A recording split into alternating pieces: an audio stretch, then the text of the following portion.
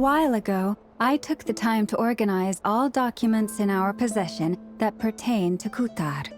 What you see here is the material I consider reliable. You're saying there's unreliable material too? Yes. Most of the information we have was transmitted through an oral tradition. Inevitably, some of her stories were mythologized and deified over the years through countless retellings. That's why I organized them into reliable and unreliable. There's no sense seeking answers in history unless we can ensure the veracity of the historical record. Makes sense. All right, let's take a look through.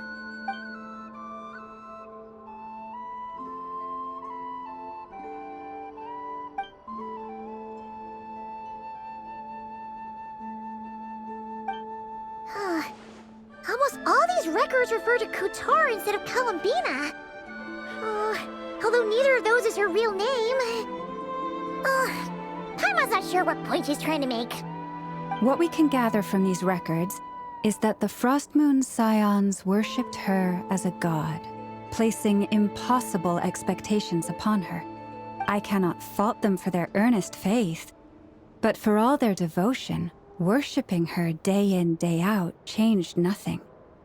I imagine that none of it resonated with Columbina.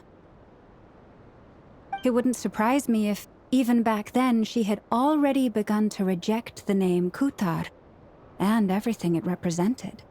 Lama speaks the truth. When I heard them call upon Kutar with hope and expectation in their voices, they may as well have been calling upon somebody else. Well, that's a bit complicated. I looked at the level of detail, perceived authenticity, prose style, and how realistic their portrayal of Kutar seemed to be.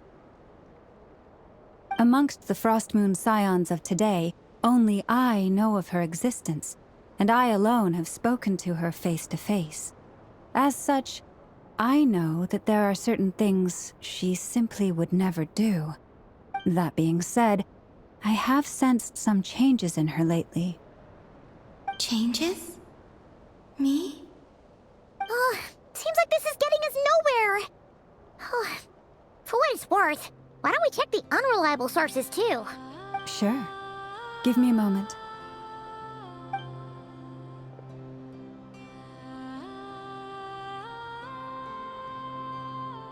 Exerting but a fraction of her divine might, Kutar sheared a great mass from the snow-capped mountain and cast it into the sea, upon whose surface shone the mirror image of the moon. Thus was formed the island of Hisi. Yeah, right. That doesn't even begin to pass the sniff test. The three moons are naught but lies through and through. Only one moon has ever shone for us, and Kutar is her name. The vast majority of ancient texts are filled with fanciful tales like these. I trust you understand my criteria a little better now. Kutar did not speak, merely gazing into the distance in silence. And where her gaze landed, this was her prophecy. Clearly, whoever wrote this text never even met Kutar. Otherwise, they'd know that her eyes are always closed. What about you, Traveler? What are you reading? Come on, let Paimon see. The child wished to build a wooden nest with which to shield the fledgling bird from the cold. But being so young and lacking in strength, the child could not snap the branches from the trees. Kutar was passing by. Upon seeing the child, she summoned forth the Kuhenki, who built a beautiful nest for the child. I remember that. Not knowing the meaning of Kutar's divine intervention, the child dared not to respond, and thus ran home to call their parents. But Kutar was gone. The Moonchanter declared the event a miracle and took the nest as a relic, placing it on high for all to see. The child was named as one favored by the goddess and was greatly respected amongst the people. Yet, no further miracles were bestowed, and this matter was forgotten in but a few years. Any thoughts after reading that? Yeah, Columbina probably just wanted to join the kid in making nests. Ah. I'd originally considered this a fabrication, because Kutar did not perform any similar actions in subsequent records. But now that I think about it, it does seem like something Columbina would do. It's just that... She didn't know how other people would interpret her actions. She was probably worried about making things difficult for people. And so, she gradually stopped joining in. Yes.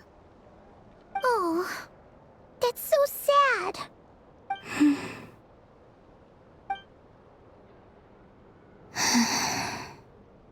And now, I can make no such gestures of warmth, even if I want to.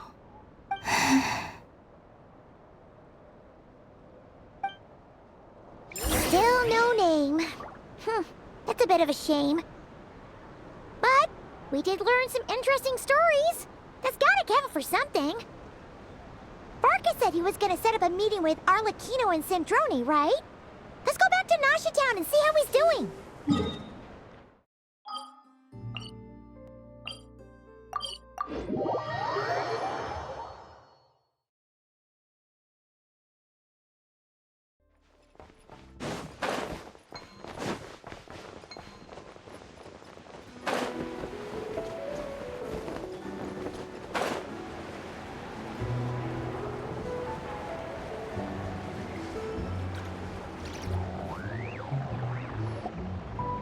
Let's see. There's Varka. Oh, and it's Durin and Albedo too. Yeah, this is pretty much the same place we bumped into each other last time. I convinced them to stick around a little longer. We were all waiting on people, so I figured having a little company would help pass the time. Ah, so you've been waiting for us? Does this mean that you've already arranged things with the Fatui?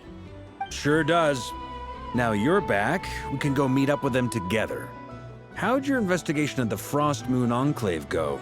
Well, we didn't find out Columbina's true name. But apart from that, it went pretty well. Aha, just as well that I didn't tag along then. I'm sure our moon goddess wouldn't want every man and his dog knowing all about her private life.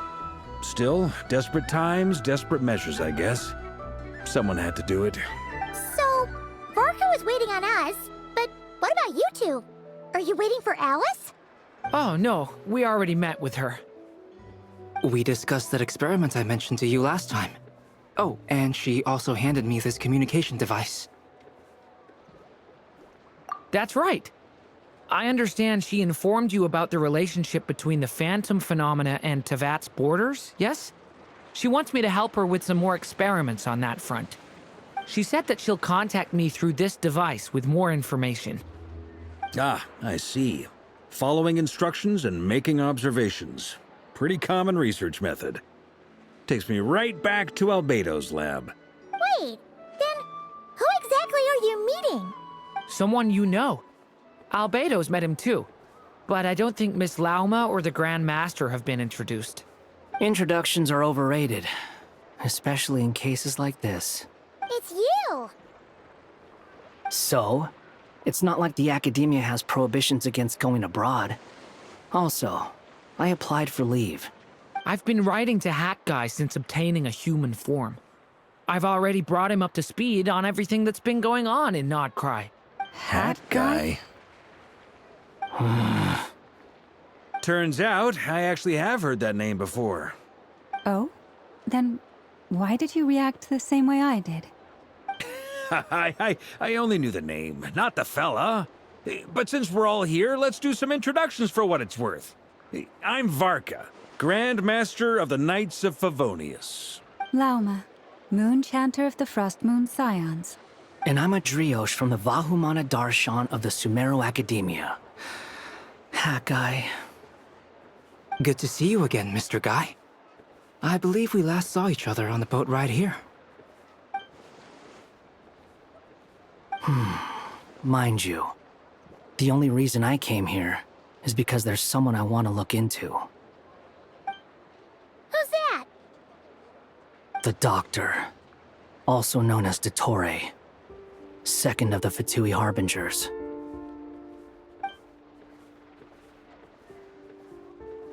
From the tone of your voice, it sounds like there's bad blood between you. I was reviewing our archives and noticed that a lot of information about him was missing. Left a bad taste in my mouth. That's all there is to it. Dottore, or Zondique, as he was then known, once studied at the Academia, but he got kicked out before he could graduate.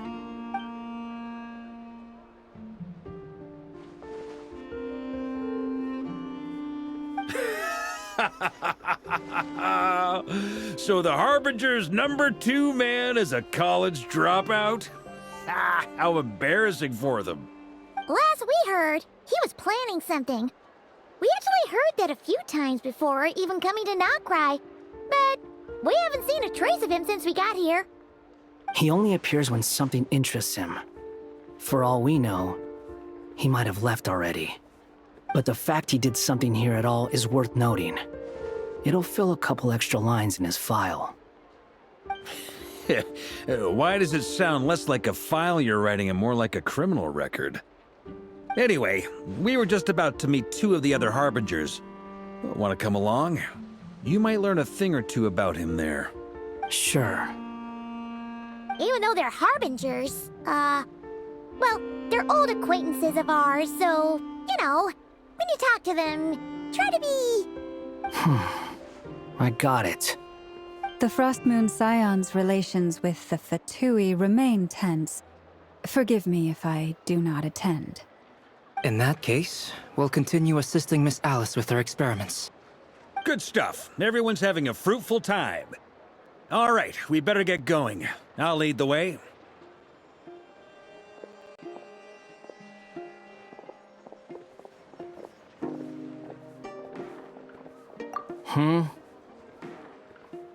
Well, yeah, that's obviously part of it. But I'm not the only one who has a score to settle with him. Neither you, nor Lesser Lord Kusanali, nor I want to see him meddling with things again. What's the hurry? Don't worry. Pigeons always know which way home is.